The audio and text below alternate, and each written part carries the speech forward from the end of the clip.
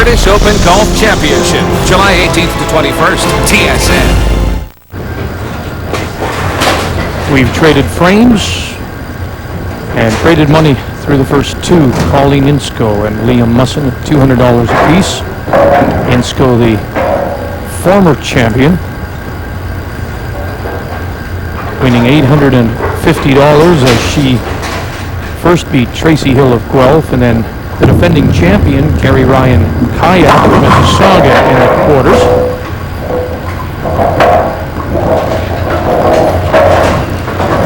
Wide off of her timing just a little. She's left up accuracy line, the 1-2-4-7.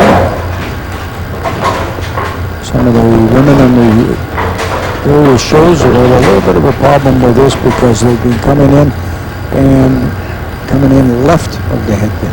Can't do that if you want the shot. Can she hold it up? She does, and it just crashes them all. 1-2-4-7.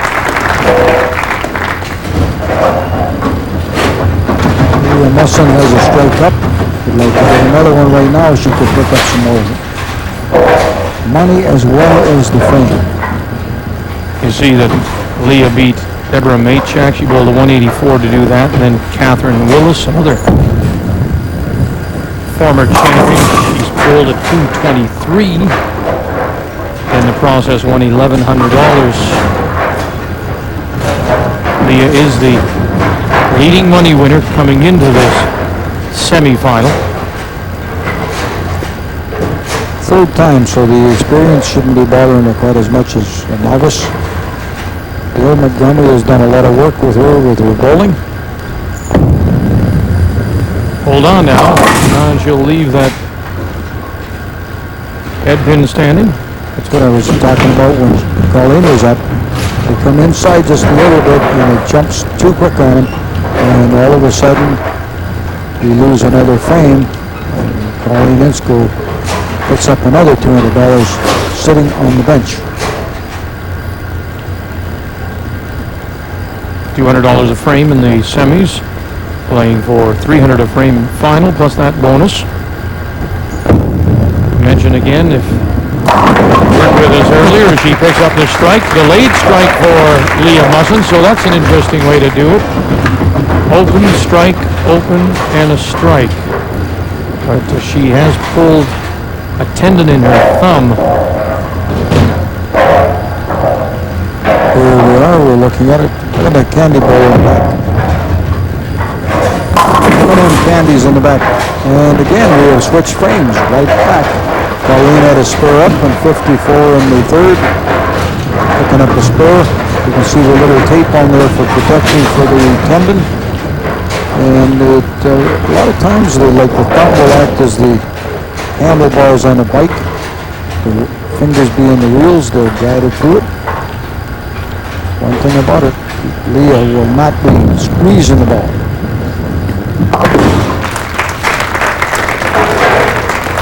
And spare up with the lost frame. The spare, though, means that Leah Musson picks up the frame, and so we're all even at $400 apiece. However, Colleen does have the pin advantage if it comes down to that.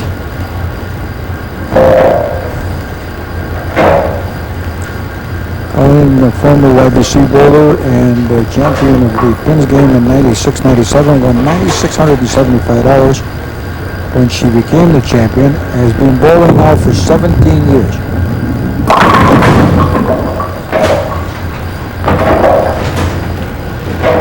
Beautifully done, nice splash, but not the reaction, leaves up the 4-pin.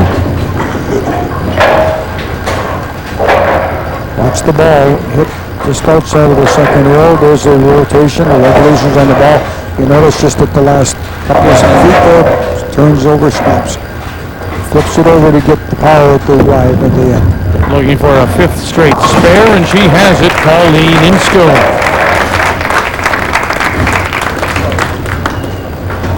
Chance now for Leah Musson to strike here in 5 and pick up the frame and another 200. Now you were suggesting that maybe this thumb problem may in fact be a benefit because it leads to a cleaner release, although she might want that one back. Well, you can't squeeze the ball if she's got the tendon hurt like that. You can't squeeze it as much. On the other hand, she might lose it in the downswing as she's coming through here, as she does here. She loses a little bit, trying to compensate. She comes right over the top of it, and the ball skids out, and stays out on the right-hand side of it. Now watch, she's a little bit tender when she's putting the ball up and putting her thumb into it. There's a spare here to carry over. She's had a little bit of trouble in her spare shot. Not that time, though. Well done by Leah Musson. So the spare means the carryover is, Frank says, we go to 6 now. We're playing for $400. Even at 400 apiece in the game.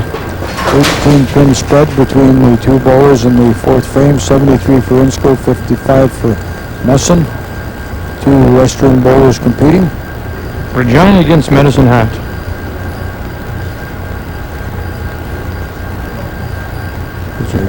Right shoulder dropped down a little bit. Good knee bend. And wow. She seems to get a strike every other frame. So that 3 went sideways, came off the wall, clouded the 6.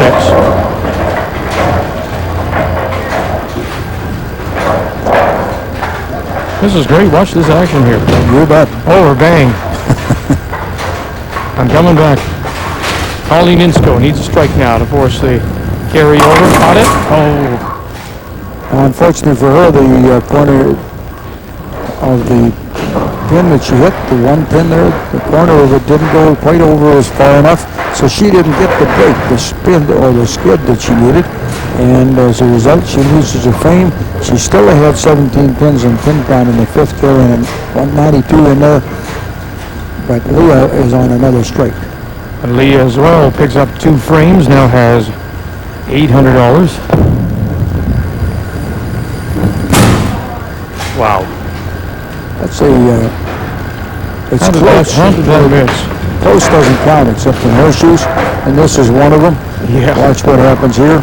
She just carries on, comes inside, didn't cover it well enough. And that was an important critical error because she has 101 now in the 6th. Ends up in the 9th count there, and that opens the door for Leah to get back right into it with the pin count as well. Now Colleen has to shake it off. That's the way to shake it off. Leave up a single pin. And leaves the 7 shaken. Yes, she does. She's talking to herself just a little bit about that shot there that she missed. Insko, who was the champion during the 96-97 season, winning $7,075 that year. She has topped $10,000 in career winnings in the TSN pin game. Right now finds herself down by 400.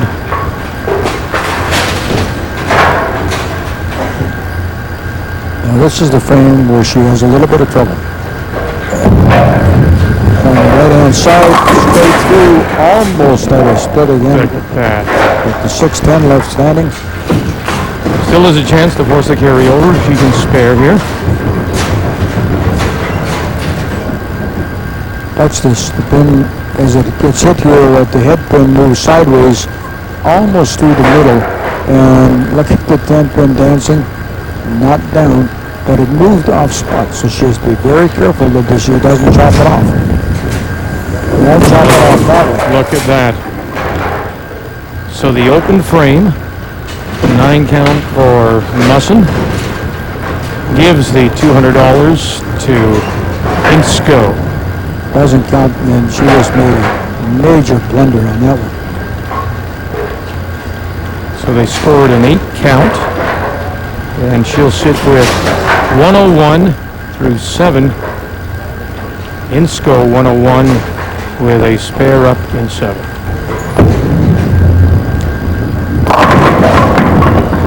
I can't believe the spin in the action she gets over there, and she gets on that other thing. I mean, every other frame she's had 4 strikes, and only had 3 of it, like she's had a strike, a spare, and a strike.